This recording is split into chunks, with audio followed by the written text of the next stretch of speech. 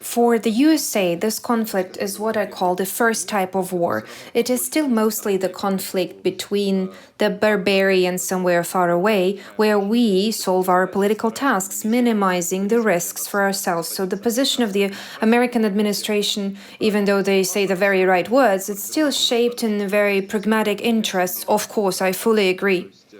So, just want to reiterate that it's clear.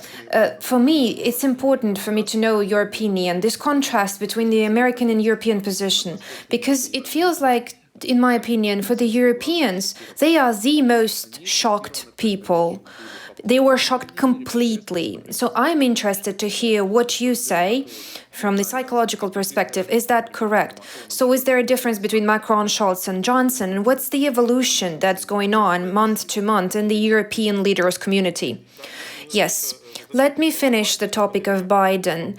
This matching into American public environment, public field with Bucha, this was a failure.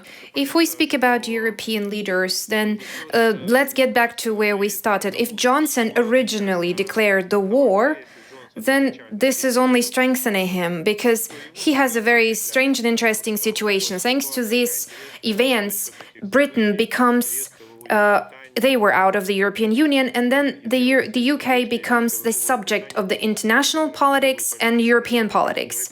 For Johnson, this is in the context of his initial claims, intentions, etc. It supports. Do you think he feels comfortable in this situation? Chaos, crisis, unclarity, ambiguity, judging by what you see? It's hard for me to say if he feels comfortable, but it's obvious that he uses this as an opportunity, obviously. I don't know if that's a close position to him, if that's easy and comfortable, but I think this is definitely an opportunity for him. He plays the role of the leader, an aggressive one, a leader that is de facto taking upon the leadership.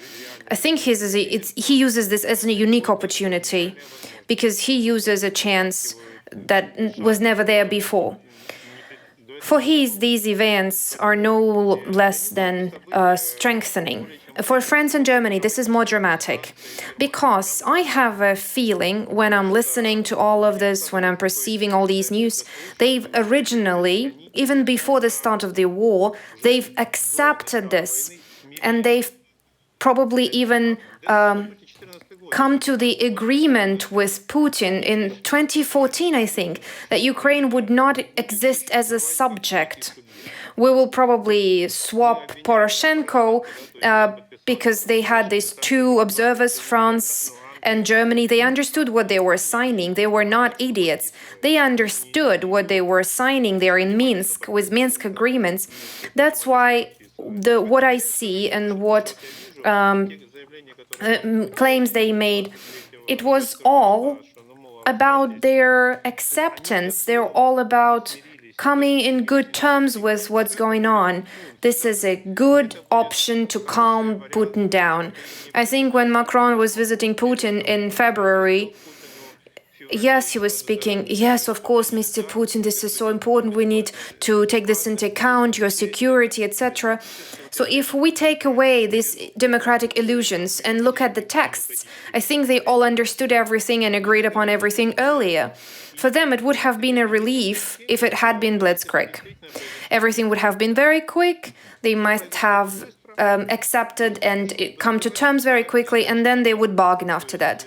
For now, they are experiencing this break because the Second World War and the post-colonial epoch, it broke the military spirit of the Europeans. They turned into the tradesmen. That's it. Let me give a small comment. I think with Germany, it's very clear what was the reason, but we shouldn't forget that in order to overcome the legacy of Nazism, Germany was consistent with its policy of appeasement. Peace was on the first place, very consistent demilitarization of the consciousness, so etc., to overcome this Nazi legacy and past. But if we speak about France, for those who don't know, there was this huge tragedy of Algeria, the lost war in Algeria that was going on for decades. A lot of people died. I don't remember the exact number of casualties, but those were dozens of thousands of people. This was a huge conflict where France eventually lost, and this also impacted and influenced the whole logic of the French elites. And the following 70 years under the American umbrella of security created on the continental Europe, of course, the continental elites now feel that everything may be achieved with soft power. This is their basic principle. Yes, if we speak about psychology, behind this rational part, France and Germany, they face the trauma of war.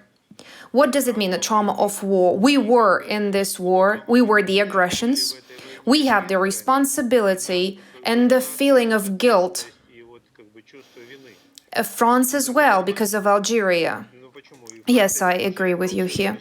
So, France, Algeria, Nazi Germany was the Second World War. This is trauma, what you've shared with us.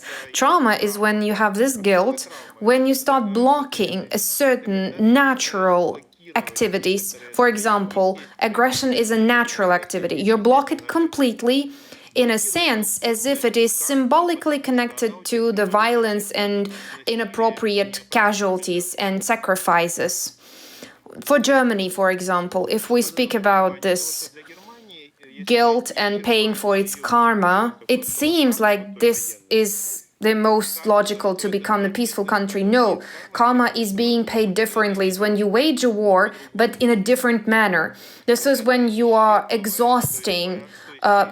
Basically, you're doing the same action, but in a very, very different ideas, for intentions. For example, of course, this wouldn't happen, but let's imagine Germany wages a war with Russia for peace. This would be the paying for the karma. What we can call it in a different format, we can call it purging or redeeming. This is how you unblock the activity that was basically blocked in the past because you brought pain to the other people, you hurt the other people. So, this is changing our reality. If you block an aggression, nearby you can see an aggressive monster such as Putin, and you, of course, adaptive behavior should have reacted in an aggressive manner to protect yourself. But because this aggression is blocked and oppressed, I would say, so France and Germany, they follow an imaginary traumatic scenario that anything can be solved peacefully. So when a person goes through trauma, when trauma is over, but it's not redeemed, how do we do that? We continue our life with stereotypes. This is how we should do, this is how we shouldn't do. These are all traumatic conclusions and consequences. These are very heavy consequences. There is no adaptivity, because with some, you can come to an agreement, but with the other psychopathic people, with the criminals, you can't come to terms. This is all about who's going to kill someone else first. The second part is all about fixations as well. Germany in the first place, of course, France as well. They're all about waking up, basically. It's all about how we support militarism. This doesn't look okay. Symbolically, this feels like you're participating in war again. These old fears are waking up again. But going through this practice is absolutely necessary to redeem your karma. This, intention should change, even though the form stays the same. This is how the scenario is being unblocked. To us, it feels that how you go out of trauma. You shouldn't be doing the absolute opposite. If you tortured people, now you should, bring good to everyone. This is not helping us to get rid of trauma. Apart from trauma, you have another, blockage or blockage. Trauma is when you change the old scenario by repeating the old action with a totally different intention.